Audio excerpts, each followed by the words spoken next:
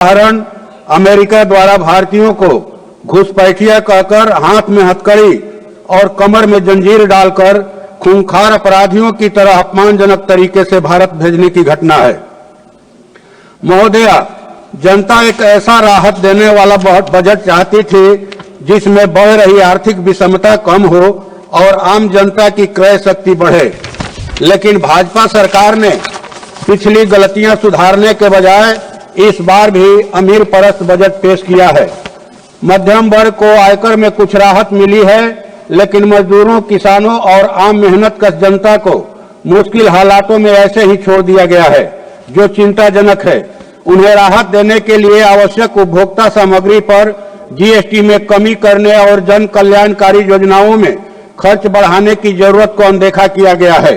कॉरपोरेटों और अमीरों पर टैक्स बढ़ाने के लिए सरकार में राजनीतिक इच्छा शक्ति की कमी साफ तौर पर उजागर हो रही है।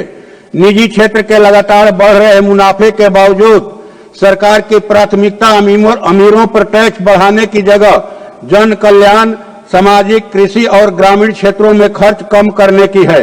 यह बिल्कुल जन विरोधी दिशा है। केंद्रीय योजनाओं पर सरकार ने पिछले साल बजट में घोषित मद से 93,978 करोड़ रुपए कम खर्च किए। प्रधानमंत्री आवास योजना और national rural drinking water mission पर पिछले साल घोषित राशि का मात्र 50% से भी कम खर्च किया गया। यही नहीं, मनरेगा, ग्राम सड़क योजना, अनुसूचित जाति के लिए स्कॉलरशिप आदि में भी घोषणा से कम राशि खर्च की गई। महिला स्वास्थ्य और बाल विकास पर पूरी आवंटित राशि खर्च नहीं की गई और उल्टे इनके बजट में भी कटौती कर दी गई है। इस साल के बजट में कृषि और किसान कल्याण विभाग का आवंटन घटा दिया गया है। खाद्य और जन वितरण विभाग के बजट में भी कमी की गई है। स्किल डेवलपमेंट और एंटरप्रेन्योरशिप के नाम पर पिछले बजट में काफी कुछ कहा गया, लेकिन इस मद में दिए गए 1435 करोड़ में से सरकार ने मात्र 669 करोड़ ही खर्च किए। स्वास्थ्य पर भी वास्तविक खर्च पिछले साल की गई घोषणा से कम रहा।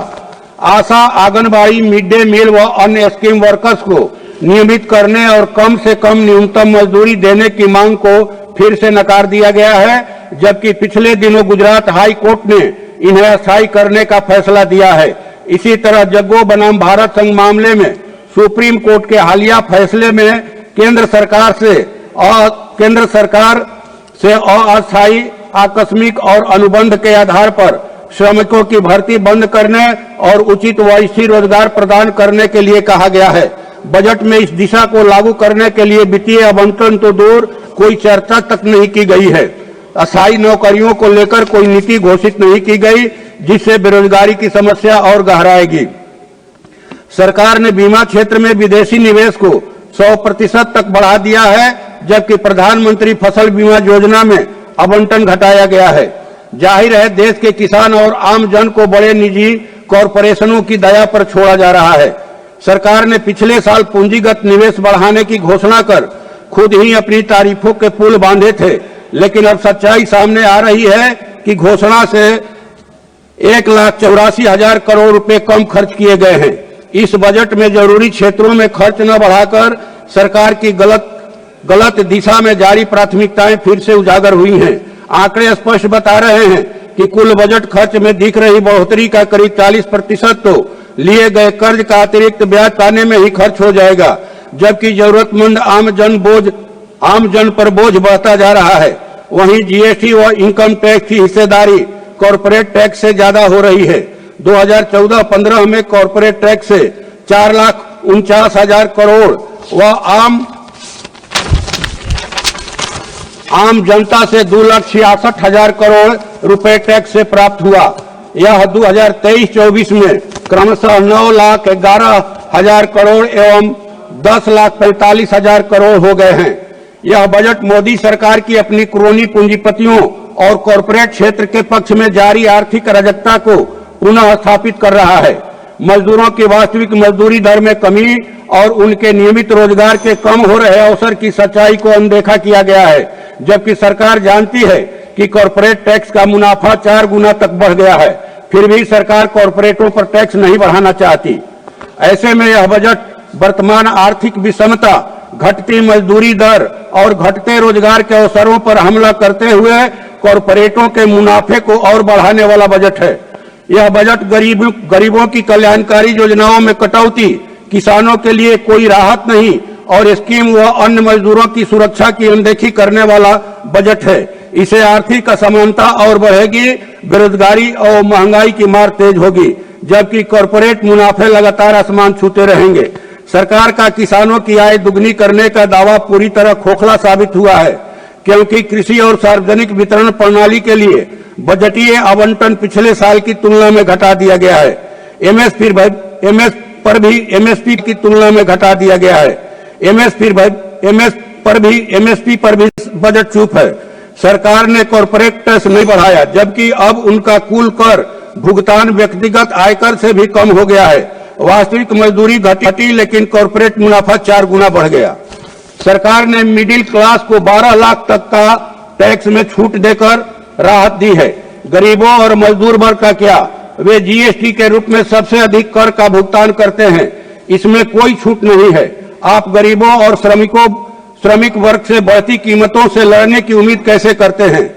भारत एक युवा देश है, फिर भी बजट में सार्वजनिक वित्त पोषित कॉलेजों, विश्वविद्यालयों और संस्थानों की संख्या बढ़ाने की बात नहीं की गई है। नया शिक्षा नीति 2020 आने के बाद लोगों को सरकारी संस्थानों में भी पढ़ने के लिए कर्ज लेना पड़ रहा है, क्योंकि नई शिक्षा नीति अब पब्लिक फंडेड मॉडल को लोन बेस्ड मॉडल के रूप में बदल दिया गया है।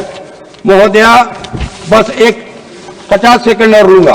बीमा क्षेत्र में 100% एफडीआई की अनुमति देकर सरकार ने किसानों और आम लोगों को निजी कंपनियों के भरोसे छोड़ दिया है। हमारी कुछ मांगे हैं महोदया। देश में जातीय जनगणना कराकर संख्या के आधार पर कार्यपालिका, विधायिका व न्यायपालिका में आरक्षण की सीमा बढ़ाई जाए। देश में भूमि सुधार लागू करने के लिए भूमि सुधार आयोग का गठन किया जाए तथा सभी भूमिहीनों को वास भूमि, कृषि भूमि और पक्का मकान दिया जाए। देश में सीलिंग एक्ट कानून को सख्ती से लागू किया जाए। देश के खुदरा व थोक व्यवसाय की दिशा सुधारने के लिए व्यवसायिक आयोग का गठन किया जाए और खासकर फुटपाथी दुकानदारों, छोटे मझोले व्यवसायियों को 5 वर्षों के लिए 2-2 लाख रुपए का ऋण मुक्त ब्याज दिया जाए, ब्याज मुक्त कर्ज दिया जाए। बिहार को विशेष राज्य का दर्जा दिया जाए। सोन नदी में प्रस्तावित इंद्रपुरी जलाशय के निर्माण तथा नहरों के पक्कीकरण का कार्य शीघ्र पूरा किया जाए। बटाईदार किसानों को पहचान पत्र दिया जाए। और अंत में महोदया, पैनोरमा ग्रुप, जो सोचता है वो करता है। ये लो, मुंह मीठा करो। आज मैंने अपना जॉब छोड़ दिया। अब हम पूर्णिया वापस जाएंगे। जॉब छोड़ दिया है? मतलब ये घर कैसे चलेगा? हम करेंगे क्या? और माँ बाबूजी क्या बोलेंगे? इसलिए मैं एक और मिठाई का डब्बा लाया। अपने बिजनेस के लिए लोन अप्रूव हो गया। अरे लोन अप्रूव हो गया वो तो ठीक है, लेकिन पूर्णिया में हम रहेंगे कहाँ? अपना घर भी तो नहीं है वहाँ। इसलिए तो एक और मिठाई का डब्बा अलग से लाया हूँ। हमने पूर्णिया में घर ले लिया है, पूर्णिया के ई होम्स पैनोरमा में। पूर्णिया में पैनोरमा ग्रुप लेकर आए हैं ई होम्स पैनोरमा। बड़ा घर, आलीशान जिंदगी और अत्याधुनिक सुविधाओं के संग। अरे अब क्यों मुंह मीठा करवा रही हो? क्योंकि हम घर वापसी जो कर रहे हैं। घर वापसी की खुशी पूर्णिया में ई होम्स पैनोरमा के संग। ई Homes Panorama, luxurious lifestyle redefined. Ayushman Bharat के तहत निशुल्क surgery Netaji Subhash Medical College एवं हॉस्पिटल में जनरल सर्जरी, नेत्र surgery, ENT surgery, ortho surgery, प्रसूति एवं स्त्री रोग सर्जरी की सुविधा आयुष्मान भारत के तहत उपलब्ध है। साथ ही बीमा कंपनी के द्वारा इलाज की सुविधा। NSMCH, अम्हारा, बिहटा, पटना।